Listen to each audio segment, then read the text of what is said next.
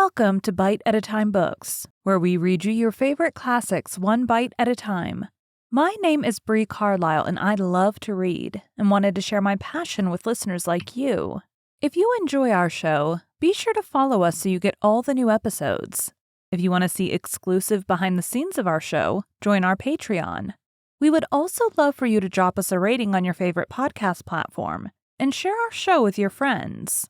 You can catch us on all the social medias at Bite at a Time Books. We are now part of the Bite at a Time Books Productions Network. If you ever wondered what inspired your favorite classic novelists to write their stories, what was happening in their lives or the world at the time, check out Bite at a Time Books Behind the Story wherever you listen to podcasts. Today we will be continuing Jane Eyre by Charlotte Bronte. Chapter 18. Merry days were these at Thornfield Hall, and busy days too. How different from the first 3 months of stillness, monotony, and solitude I had passed beneath its roof. All sad feelings seemed now driven from the house, all gloomy associations forgotten. There was life everywhere, movement all day long. You could not now traverse the gallery, once so hushed, nor enter the front chambers, once so tenantless, without encountering a smart lady's maid or a dandy valet. The kitchen, the butler's pantry, the servants' hall, the entrance hall were equally alive, and the saloons were only left void and still when the blue sky and halcyon sunshine of the genial spring weather called their occupants out into the grounds. Even when that weather was broken and continuous rain set in for some days, no damp seemed cast over enjoyment. Indoor amusements only became more lively and varied, in consequence of the stop put to outdoor gaiety. I wondered what they were going to do the first evening a change of entertainment was proposed. They spoke of playing charades, but in my ignorance I did not understand the term. The servants were called in, the dining-room tables wheeled away, the lights otherwise disposed, the chairs placed in a semicircle opposite the arch. While Mr. Rochester and the other gentlemen directed these alterations, the ladies were running up and down stairs ringing for their maids. Mrs. Fairfax was summoned to give information respecting the resources of the house in shawls, dresses, draperies of any kind, and certain wardrobes of the third story were ransacked, and their contents in the shape of brocaded and hooped petticoats, satin sarkes, black modes, lace lappets, etc., were brought down in armfuls by the Abigails. Then a selection was made, and such things as were chosen were carried to the boudoir within the drawing-room. Meantime, Mr. Rochester had again summoned the ladies round him, and was selecting certain of their number to be of his party. "Miss Ingram is mine, of course," said he. Afterwards he named the two Mrs. Eshton and Mrs. Dent. He looked at me. I happened to be near him as I had been fastening the clasp of Mrs. Dent's bracelet, which had got loose. "Will you play?" he asked. I shook my head. He did not insist, which I rather feared he would have done. He allowed me to return quietly to my usual seat. He and his aides now withdrew behind the curtain. The other party, which was headed by Colonel Dent, sat down on the crescent of chairs. One of the gentlemen, Mr. Eshton, observing me, seemed to propose that I should be asked to join them, but Lady Ingram instantly negatived the notion. "No," I heard her say, "she looks too stupid for any game of the sort." Ere long a bell tinkled, and the curtain drew up. Within the arch, the bulky figure of Sir George Lynn, whom Mr. Rochester had likewise chosen, was seen enveloped in a white sheet. Before him on a table lay open a large book, and at his side stood Amy Eshton, draped in Mr. Rochester's cloak and holding a book in her hand. Somebody, unseen, rang the bell merrily. Then Adele, who had insisted on being one of her guardian's party, bounded forward, scattering round her the contents of a basket of flowers she carried on her arm. Then appeared the magnificent figure of Miss Ingram, clad in white, a long veil on her head and a wreath of roses round her brow. By her side walked Mr. Rochester, and together they drew near the table. They knelt, while Mrs. Dent and Louisa Eshton, dressed also in white, took up their stations behind them. A ceremony followed in dumb show in which it was easy to recognize the pantomime of a marriage. At its termination, Colonel Dent and his party consulted in whispers for 2 minutes. Then the colonel called out, "Bride!" Mr. Rochester bowed, and the curtain fell. A considerable interval elapsed before it again rose. Its second rising displayed a more elaborately prepared scene than the last.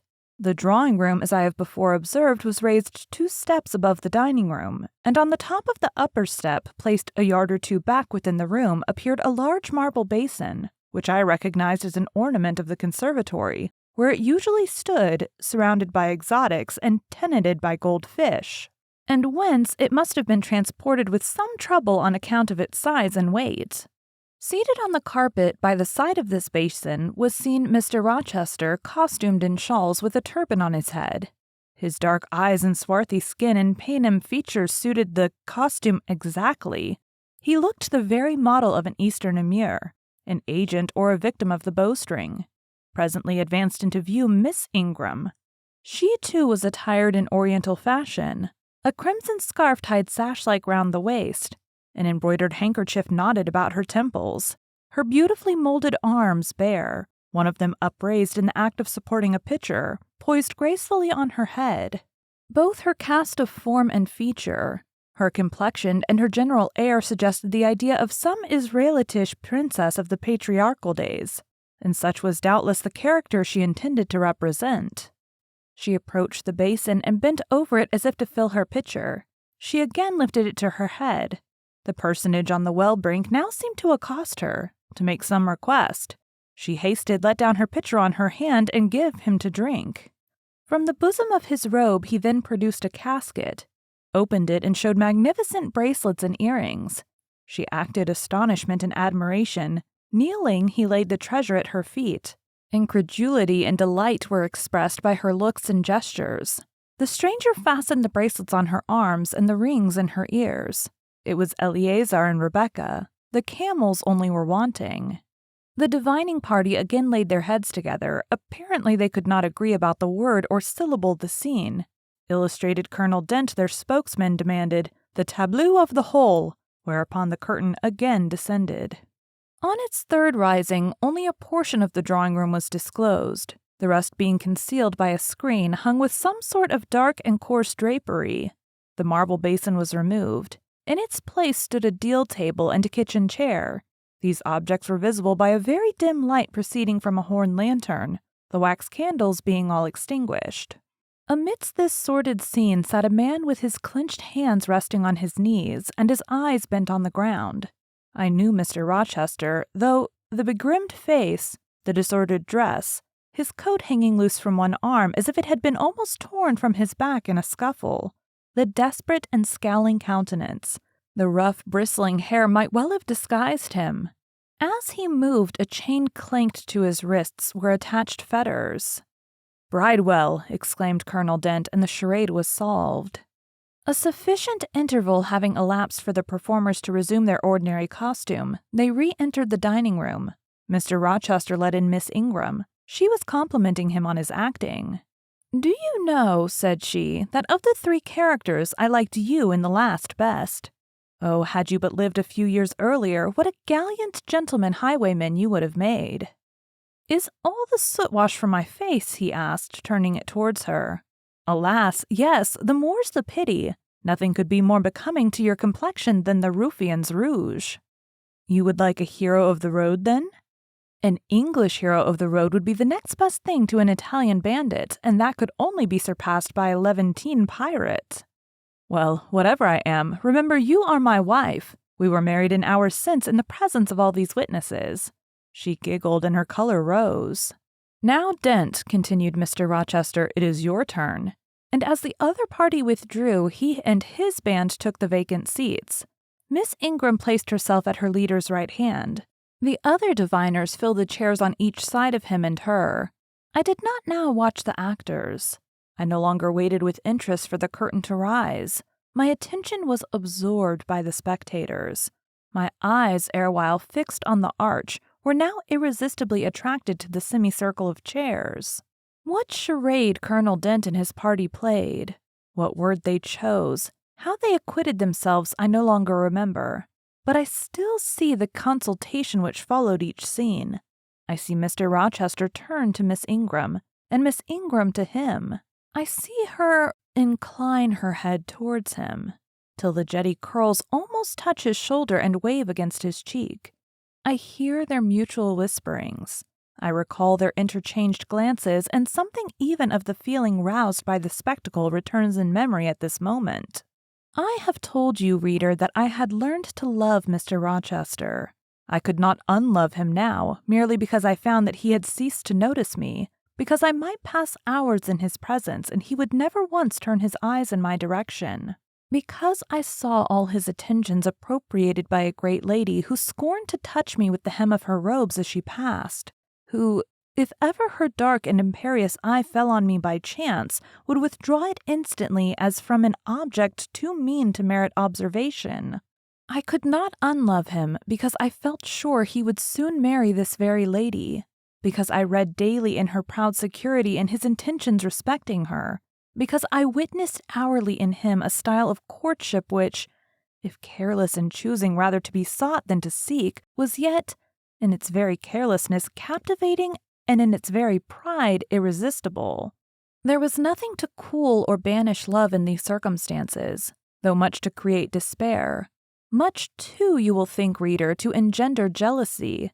If a woman in my position could presume to be jealous of a woman in Miss Ingram's, but I was not jealous, or very rarely, the nature of the pain I suffered could not be explained by that word. Miss Ingram was a mark beneath jealousy. She was too inferior to excite the feeling. Pardon the seeming paradox, I mean what I say. She was very showy, but she was not genuine. She had a fine person, many brilliant attainments, but her mind was poor, her heart barren by nature. Nothing bloomed spontaneously on that soil. No unforced natural fruit delighted by its freshness. She was not good. She was not original. She used to repeat sounding phrases from books. She never offered nor had an opinion of her own. She advocated a high tone of sentiment, but she did not know the sensations of sympathy and pity. Tenderness and truth were not in her.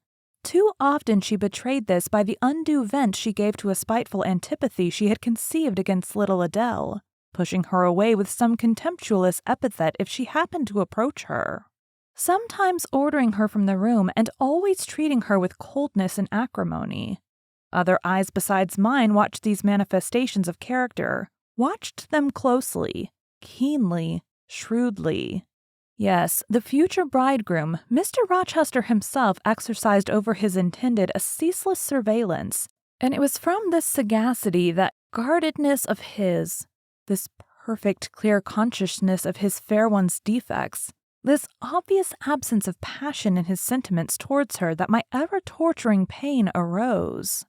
I saw he was going to marry her, for family, perhaps political reasons, because her rank and connections suited him. I felt he had not given her his love, and that her qualifications were ill-adapted to win from him that treasure. This was the point. This was where the nerve was touched and teased. This was where the fever was sustained and fed.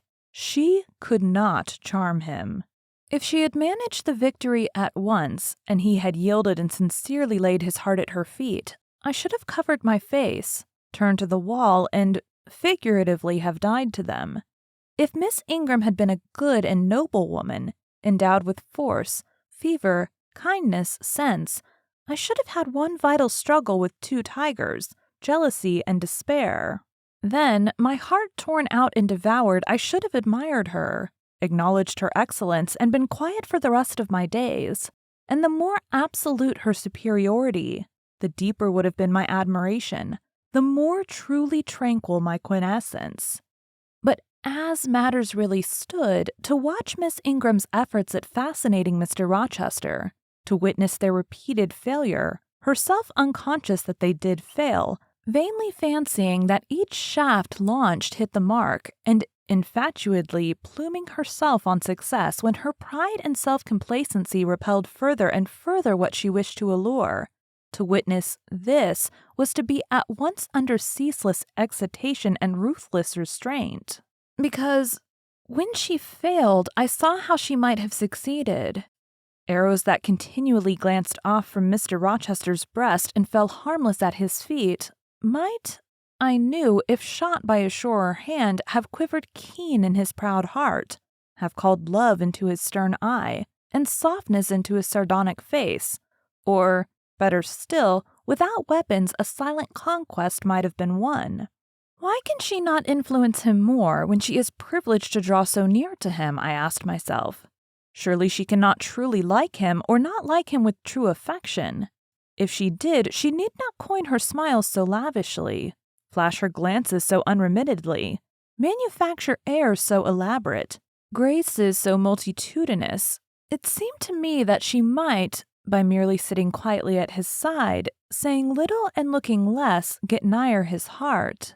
I have seen in his face a far different expression from that which hardens it now while she is so vivaciously accosting him. But then it came of itself.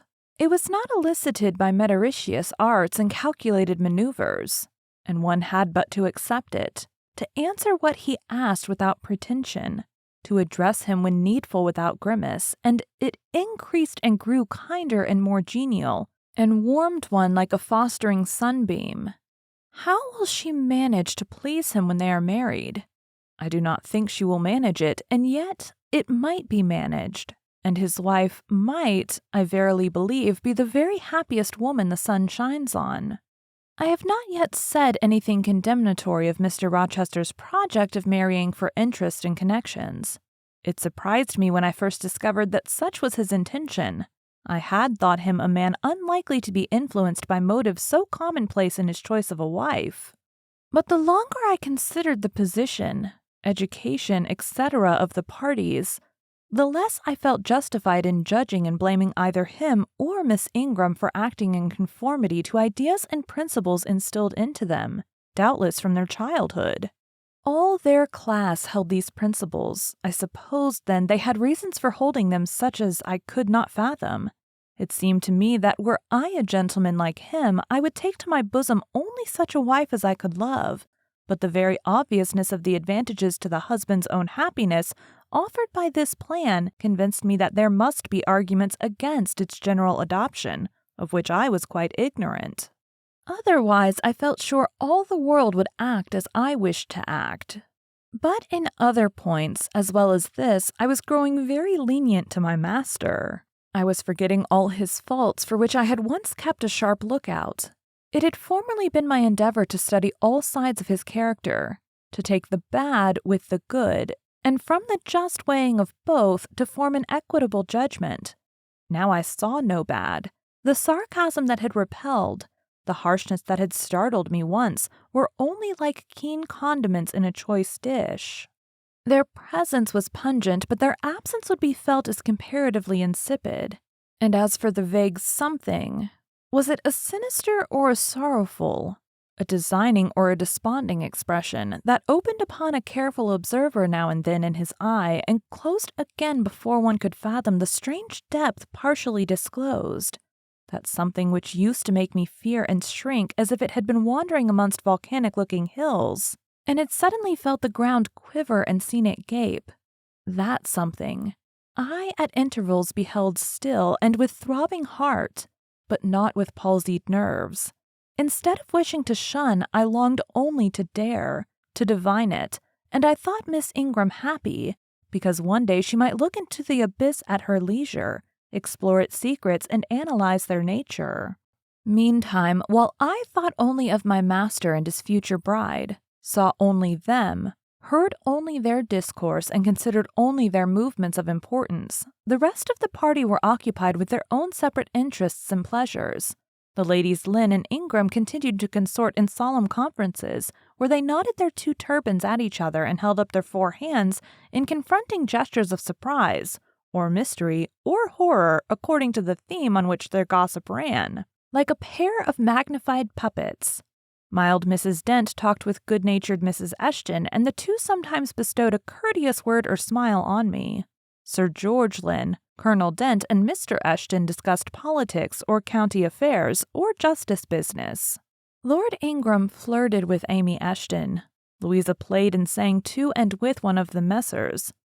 Lynn and Mary Ingram listened languidly to the gallant speeches of the other. Sometimes all, as with one consent, suspended their by-play to observe and listen to the principal actors, for, after all, Mr. Rochester, and, because closely connected with him, Miss Ingram were the life and soul of the party. If he was absent from the room an hour, a perceptible dullness seemed to steal over the spirits of his guests, and his re-entrance was sure to give a fresh impulse to the vivacity of conversation. The want of his animating influence appeared to be peculiarly felt one day that he had been summoned to Millcote on business and was not likely to return till late. The afternoon was wet. A walk the party had proposed to take to see a gypsy camp, lately pitched on a common beyond Hay, was consequently deferred. Some of the gentlemen were gone to the stables. The younger ones, together with the younger ladies, were playing billiards in the billiard room. The dowagers Ingram and Lynn sought solace in a quiet game of cards. Blanche Ingram, after having repelled by supercilious taciturnity some efforts of Mrs. Dent and Mrs. Eshton to draw her into conversation, had first murmured over some sentimental tunes and airs on the piano, and then, having fetched a novel from the library, had flung herself in haughty listlessness on a sofa and prepared to beguile, by the spell of fiction, the tedious hours of absence. The room and the house were silent. Only now and then the merriment of the billiard players was heard from above. It was verging on dusk, and the clock had already given warning of the hour to dress for dinner, when little Adele, who knelt by me in the drawing-room window-seat, suddenly exclaimed, "Voilà, Monsieur Rochester qui revient!" I turned, and Miss Ingram darted forwards from her sofa. The others, too, looked up from their several occupations, for at the same time a crunching of wheels and a splashing tramp of horse hoofs became audible on the wet gravel. A post-chaise was approaching. "What can possess him to come home in that style?" said Miss Ingram. "He rode Mesrour, the black horse, did he not, when he went out? And Pilot was with him. What has he done with the animals?" As she said this, she approached her tall person and ample garments so near the window that I was obliged to bend back almost to the breaking of my spine. In her eagerness, she did not observe me at first, but when she did, she curled her lip and moved to another casement. The post-chaise stopped. The driver rang the doorbell, and a gentleman alighted attired in traveling garb, but it was not Mr. Rochester. It was a tall, fashionable-looking man. A stranger. "How provoking!" exclaimed Miss Ingram. "You tiresome monkey," apostrophizing Adele, "who perched you up in the window to give false intelligence?" She cast on me an angry glance as if I were in fault. Some parleying was audible in the hall, and soon the newcomer entered. He bowed to Lady Ingram as deeming her the eldest lady present. "It appears I have come at an inopportune time, madame," said he, "when my friend Mr. Rochester is from home, but I arrive from a very long journey, and I think I may presume so far on old and intimate acquaintance as to install myself here till he returns." His manner was polite. His accent in speaking struck me as being somewhat unusual, not precisely foreign, but still not altogether English. His age might be about Mr. Rochester's, between 30 and 40. His complexion was singularly sallow. Otherwise, he was a fine-looking man, at first sight especially. On closer examination, you detected something in his face that displeased, or rather, that failed to please. His features were regular, but too relaxed. His eye was large and well cut, but the life looking out of it was a tame, vacant life. At least, so I thought. The sound of the dressing bell dispersed the party. It was not till after dinner that I saw him again. He then seemed quite at his ease, but I liked his physiognomy even less than before. It struck me as being at the same time unsettled and inanimate. His eye wandered and had no meaning in its wandering. This gave him an odd look, such as I never remembered to have seen. For a handsome and not an unamiable-looking man, he repelled me exceedingly. There was no power in that smooth-skinned face of a full oval shape, no firmness in that aquiline nose and small cherry mouth. There was no thought on the low, even forehead, no command in that blank brown eye.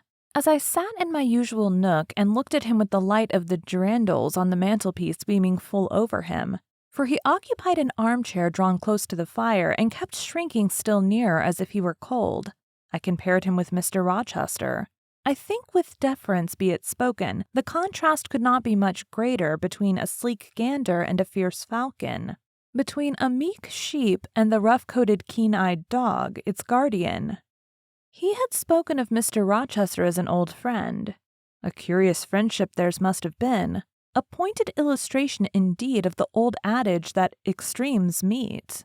2 or 3 of the gentlemen sat near him, and I caught at times scraps of their conversation across the room. At first I could not make much sense of what I heard, for the discourse of Louisa Eshton and Mary Ingram, who sat nearer to me, confused the fragmentary sentences that reached me at intervals. These last were discussing the stranger. They both called him a beautiful man. Louisa said he was a love of a creature, and she adored him. And Mary instanced his pretty little mouth and nice nose, and her ideal of the charming. "And what a sweet-tempered forehead he has," cried Louisa. "So smooth, none of those frowning irregularities I dislike so much, and such a placid eye and smile." And then, to my great relief, Mr. Henry Lynn summoned them to the other side of the room to settle some point about the deferred excursion to Hay Common. I was now able to concentrate my attention on the group by the fire, and I presently gathered that the newcomer was called Mr. Mason. Then I learned that he was but just arrived in England, and that he came from some hot country, which was the reason, doubtless, his face was so sallow, and that he sat so near the hearth, and wore a surtout in the house. Presently the words Jamaica, Kingston, Spanish Town indicated the West Indies as his residence, and it was with no little surprise I gathered, ere long, that he had there first seen and become acquainted with Mr. Rochester. He spoke of his friend's dislike of the burning heats, the hurricanes, and the rainy seasons of that region. I knew Mr. Rochester had been a traveler. Mrs. Fairfax had said so, but I thought the continent of Europe had bounded his wanderings. Till now I had never heard a hint given of visits to more distant shores. I was pondering these things when an incident, and a somewhat unexpected one, broke the thread of my musings. Mr. Mason, shivering as someone chanced to open the door, asked for more coal to be put on the fire, which had burned out its flame, though its mass of cinder still shone hot and red. The footman who brought the coal, in going out, stopped near Mr. Eshton's chair and said something to him in a low voice, of which I heard only the words, "Old woman," quite troublesome. "Tell her she shall be put in the stocks if she does not take herself off," replied the magistrate. "No, stop," interrupted Colonel Dent. "Don't send her away, Eshton. We might turn the thing to account. Better consult the ladies." And speaking aloud, he continued, "Ladies, you talked of going to Hay Common to visit the gypsy camp. Sam here says that one of the old Mother Bunches is in the servants' hall at this moment, and insists upon being brought in before the quality to tell them their fortunes. Would you like to see her?" "Surely, Colonel," cried Lady Ingram, "you would not encourage such a low impostor. Dismiss her by all means at once." "But I cannot persuade her to go away, my lady," said the footman, "nor can any of the servants. Mrs. Fairfax is with her just now, entreating her to be gone, but she has taken a chair in the chimney corner and says nothing shall stir her from it till she gets leave to come in here." "What does she want?" asked Mrs. Eshton. "To tell the gentry their fortunes, she says, ma'am, and she swears she must and will do it." "What is she like?" inquired the Mrs. Eshton in a breath. "A shockingly ugly old creature, miss, almost as black as a crock." "Why, she's a real sorceress," cried Frederick Lynn. "Let us have her in, of course." "To be sure," rejoined his brother. "It would be 1,000 pities to throw away such a chance of fun." "My dear boys, what are you thinking about?" exclaimed Mrs. Lynn. "I cannot possibly countenance any such inconsistent proceeding," chimed in the Dowager Ingram. "Indeed, mamma, but you can and will," pronounced the haughty voice of Blanche as she turned round on the piano stool, where till now she had sat silent, apparently examining sundry sheets of music. "I have a curiosity to hear my fortune told. Therefore, Sam, order the beldame forward." "My darling Blanche, recollect—" "I do. I recollect all you can suggest, and I must have my will. Quick, Sam." "Yes, yes, yes," cried all the juveniles, both ladies and gentlemen. "Let her come. It will be excellent sport." The footman still lingered. "She looks such a rough one," said he. "Go," ejaculated Miss Ingram, and the man went. Excitement instantly seized the whole party. A running fire of raillery and jests was proceeding when Sam returned. "She won't come now," said he. "She says it's not her mission to appear before the vulgar herd. Them's her words. I must show her into a room by herself, and then those who wish to consult her must go to her one by one." "You see now, my queenly Blanche," began Lady Ingram, "she encroaches.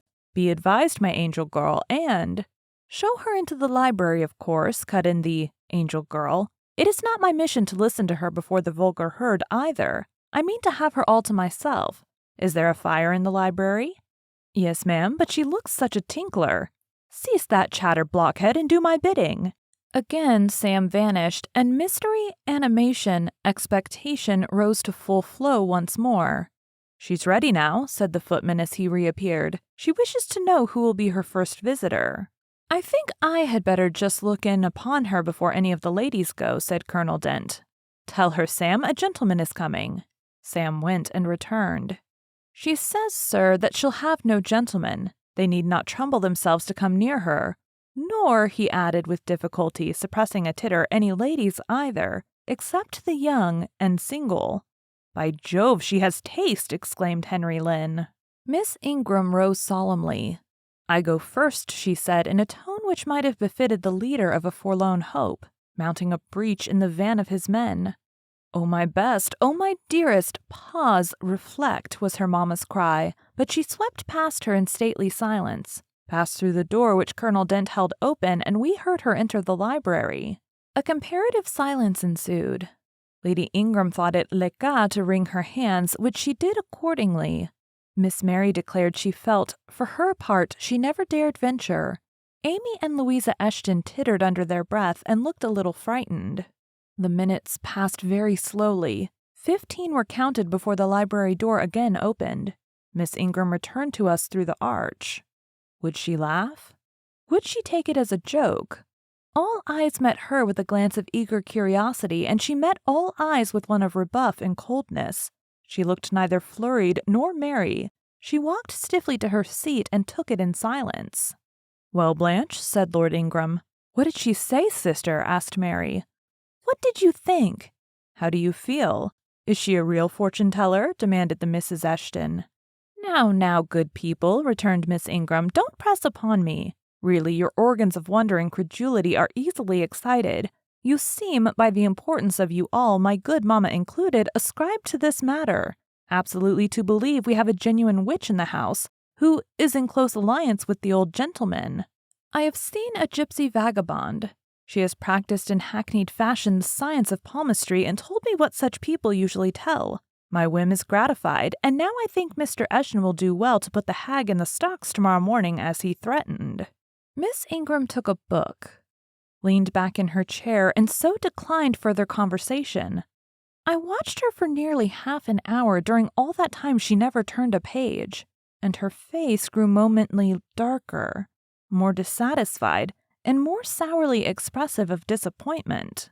She had obviously not heard anything to her advantage, and it seemed to me, from her prolonged fit of gloom and taciturnity, that she herself, notwithstanding her professed indifference, attached undue importance to whatever revelations had been made her. Meantime, Mary Ingram, Amy, and Louisa Eshton declared they dared not go alone, and yet they all wished to go. A negotiation was opened through the medium of the ambassador, Sam, and after much pacing to and fro till, I think, the said Sam's calves must have ached with the exercise, permission was at last, with great difficulty, extorted from the rigorous Sibyl, for the 3 to wait upon her in body. Their visit was not so still as Miss Ingram's had been. We heard hysterical giggling and little shrieks proceeding from the library, and at the end of about 20 minutes they burst the door open and came running across the hall as if they were half scared out of their wits. I am sure she is something not right, they cried one and all. She told us such things, she knows all about us. And they sank breathless into the various seats the gentleman hastened to bring them. Pressed for further explanation, they declared she had told them of things they had said and done when they were mere children, described books and ornaments they had in the boudoirs at home, keepsakes that different relations had presented to them. They affirmed that she had even divined their thoughts and had whispered in the ear of each the name of the person she liked best in the world, and informed them of what they most wished for.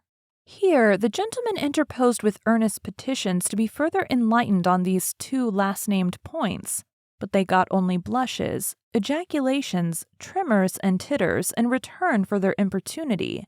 The matrons meantime offered vinaigrettes and wielded fans. and again reiterated the expression of their concern that their warning had not been taken in time, and the elder gentleman laughed, and the younger urged their services on the agitated fair ones. In the midst of the tumult, and while my eyes and ears were fully engaged in the scene before me, I heard a hymn close at my elbow. I turned and saw Sam. "If you please, miss, the gypsy declares that there is another young single lady in the room who has not been to her yet, and she swears she will not go till she has seen all. I thought it must be you. There is no one else for it. What shall I tell her?" "Oh, I will go by all means," I answered, and I was glad of the unexpected opportunity to gratify my much excited curiosity. I slipped out of the room, unobserved by any eye, for the company were gathered in one mass about the trembling trio just returned, and I closed the door quietly behind me. "If you like, miss," said Sam, "I'll wait in the hall for you, and if she frightens you, just call and I'll come in." "No, Sam, return to the kitchen. I am not in the least afraid." Nor was I, but I was a good deal interested and excited. Thank you for joining Bite at a Time Books today while we read a bite of one of your favorite classics. If you enjoy our show, be sure to follow us so you get all the new episodes. If you want to see exclusive behind the scenes of our show, join our Patreon. We would also love for you to drop us a rating on your favorite podcast platform and share our show with your friends. You can catch us on all the social medias at Bite at a Time Books. Also, be sure to check us on our website, www.biteatatimebooks.com. We are now part of the Bite at a Time Books Productions Network. If you ever wondered what inspired your favorite classic novelists to write their stories, what was happening in their lives or the world at the time, check out Bite at a Time Books Behind the Story, Tuesdays wherever you listen to podcasts. Again, my name is Bree Carlile, and I hope you come back tomorrow while we take the next bite of Jane Eyre.